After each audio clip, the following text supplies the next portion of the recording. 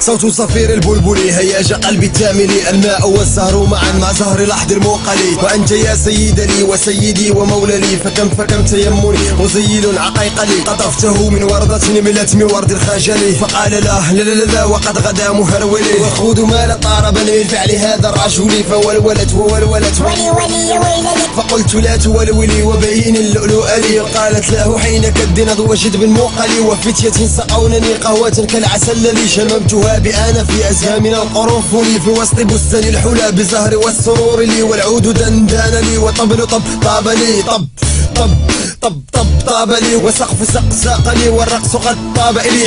شوى وشاهش على ورقص فرجلي، وغرد القمر يصيح مالل في ماللي. ولو تراني راكبا على حمار أهزلي، يمشي على ثلاثة كمشية العرنجلي. والناس ترجم جملي في السوق بالقلقلل، والكل كعكاعك خلفي ومن حويللي. لكن مشيت هاربا من خشية العقنقل، إلى لقاء مالك معظم مبجل، يأمر لي بخلعة كالدم داملي. أجر فيها ماشيا مبغضدا للديالي، أنا الأديب الألمعي من حي أرض الموصل. نظمت قطعا زخرفت يعجاز عنها الأدب لي، أقول في مطلعها صوت صفير البلبلي.